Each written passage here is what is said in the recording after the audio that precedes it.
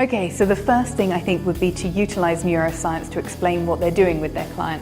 So it might be that they share that neuroscience, that what's going on in the brain is actually the coach is helping facilitate self-directed neuroplasticity.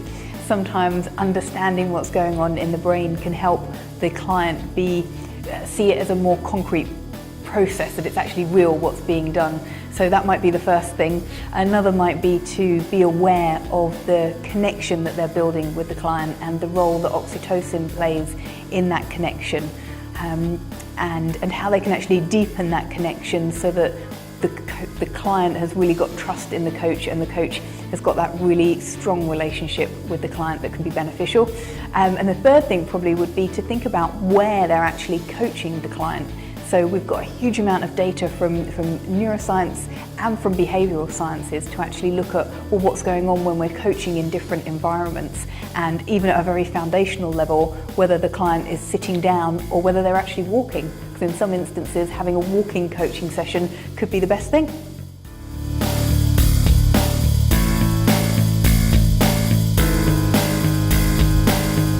Okay, so it's such a broad topic. I think if I were to pick 3 top things, it would be to connect the individual or the team to the contribution that they're making as individuals. I think when we connect to the contribution that we're making, we activate the reward networks in the brain, and that can be really beneficial to continue to reinforce positive behaviours that we're wanting people to do and to connect people to the company. So the first would be to connect to the contribution. The second would be to build trust. So I think between managers and individuals, one of the biggest challenges we hear time and time again is I just don't trust the leaders, I don't trust my manager, and that's so undesirable. Not only are you going to work with someone that you don't trust, which is not a nice place to be, but also it impedes a lot of things that could flow much more easily. So I think trust would be the third thing.